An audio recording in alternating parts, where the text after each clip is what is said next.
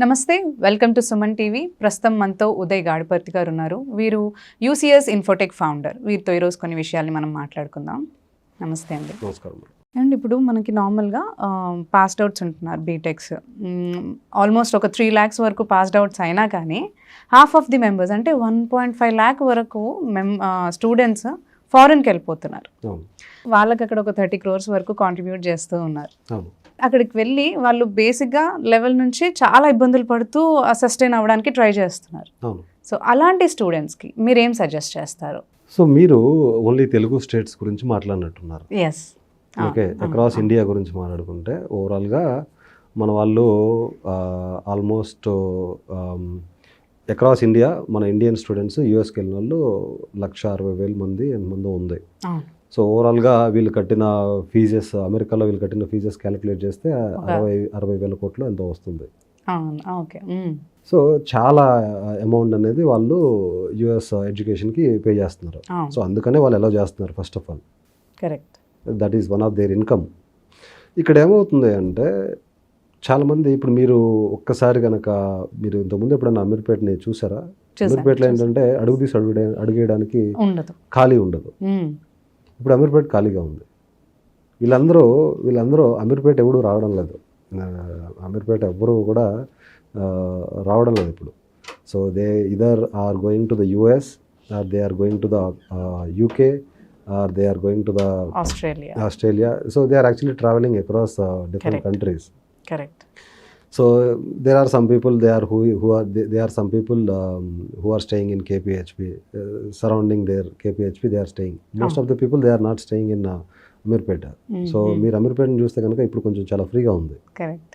మీరు అప్పుడు అన్నట్టు అదే కేపీహెచ్పి అండ్ అమీర్పేటలోనే ఎక్కువగా ఉండేవాళ్ళు. ఇప్పుడు కొద్ది గొప్ప కేపీహెచ్పిలో కనబడుతున్నారు కానీ అమీర్పేటలో అయితే చాలా తక్కువ మంది స్టూడెంట్స్ కనపడుతూ ఉన్నారు. అయితే ఇక్కడ ఏంటి అంటే ఇంత అమౌంట్ స్పెండ్ చేసేసి అమెరికన్ యూనివర్సిటీస్కి పే చేస్తూ ఉన్నారు. కానీ ఇంత అమౌంట్ పే చేస్తున్నా కూడా అక్కడికి వెళ్ళిన తర్వాత ఏంటంటే ల్యాక్ ఆఫ్ గైడెన్స్ వల్ల చాలా స్ట్రగుల్స్ ఫేస్ చేస్తున్నారు యూఎస్ స్టూడెంట్స్. కరెక్ట్.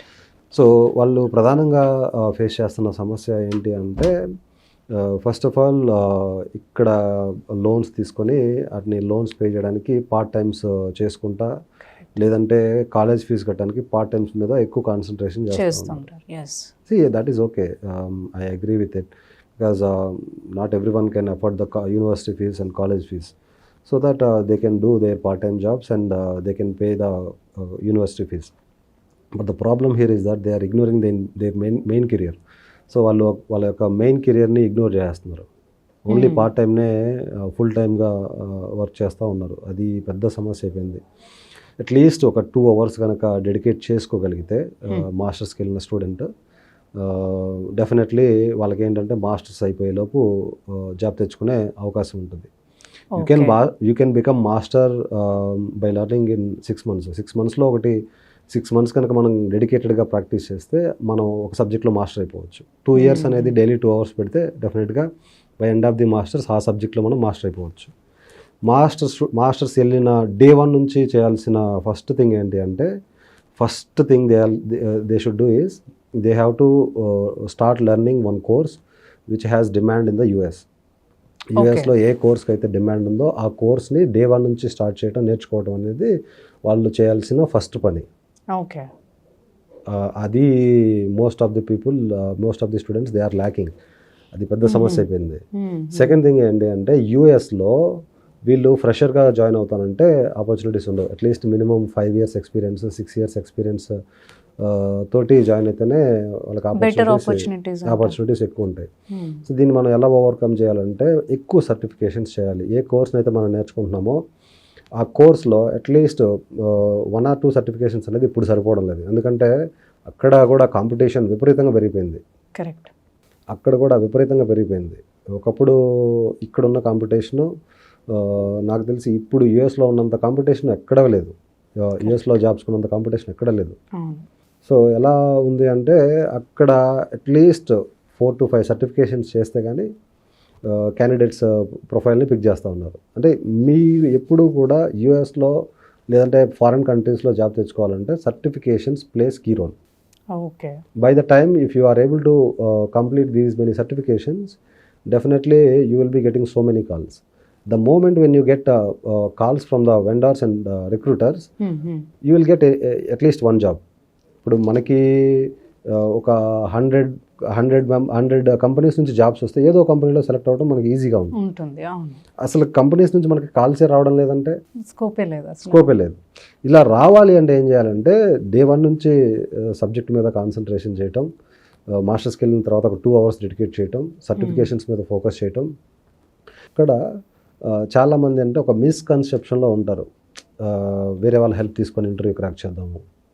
ఓకే, ఇప్పుడు ఏమవుతుందంటే యూఎస్లో ఉన్న అందరూ క్లయింట్స్కి వర్క్ చేసే వాళ్ళే ఇండియన్స్ అయిపోయారు.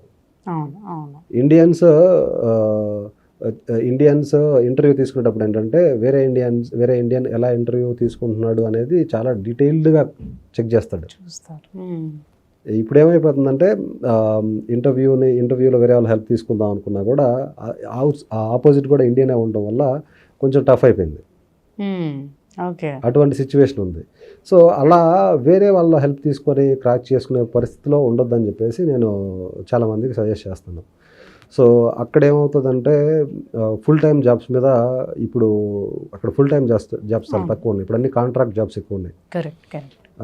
మన ఇండియాలో లాగా టీసీఎస్ కంపెనీలో జాయిన్ అయితే ప్రాజెక్ట్ ఉన్నా లేకపోయినా మన టీసీఎస్ కంపెనీ శాలరీ పే చేస్తుంది. అక్కడ అలా కాదు, ప్రాజెక్ట్ వైజ్ ఒక 1 year కాంట్రాక్ట్ ఉంటుంది. ఆ 1 year వరకు ఆ కంపెనీకి మనం వర్క్ చేస్తాము.